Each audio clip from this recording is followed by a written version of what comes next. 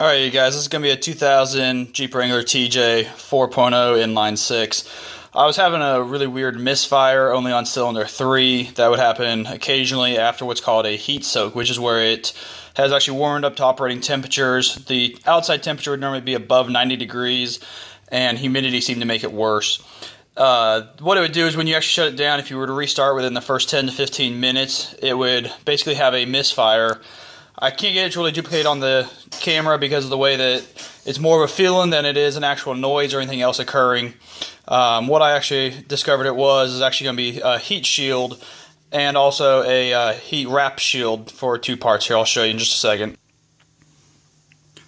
Alright, the first part of the information I was able to receive was going to be on the third injector back, which this here is going to be your first, second, and then your third is going to be this one back here on the underside. What's actually happening is the heat shield below it, as it basically gets old, this one here is probably going to be the original one.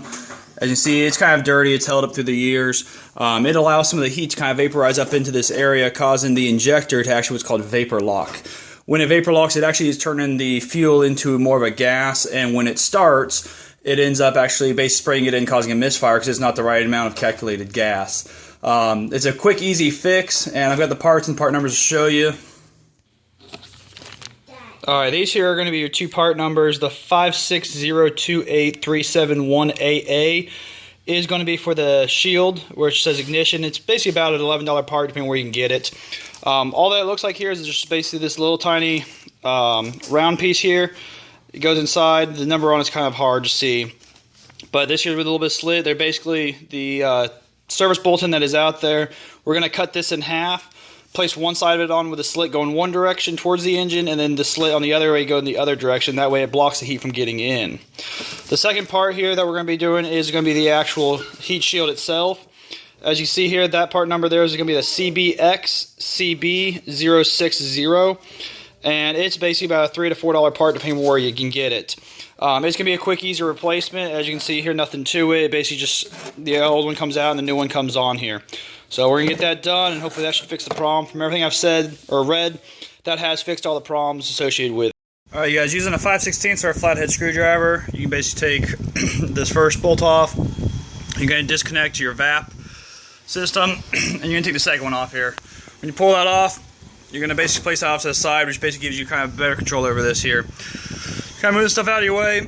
There's 3 hold points on the back side right here. There's going to be 1, there's your second, and kind of back here, there's your third. All you got to do is kind of just get your hand kind of down and around it like such, and basically pull upwards on it, causing it to basically come loose. Just going to give you a little bit of room to kind of get in there and manipulate it around. There's going to be a little hold down dead center underneath here. It is kind of hard to see where it's at, but when you look at the new one, you're going to basically be able to see where it's going to be located from that piece here. And that's going to be this little tiny black piece right here where the hole is already at. And all that is a little snap-on. Alright, when I actually tried to pop that out, it actually just broke completely off. So I'm actually going to pull this out here for the first time. I can feel already it's breaking apart, it's flimsy, and I can just tell that it's not holding and doing what it's supposed to do here. So as you can tell, it's literally just falling apart.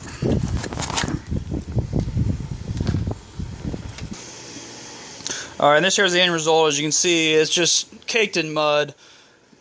It's just holding it very deep down in. It had separated. It's just not doing its job.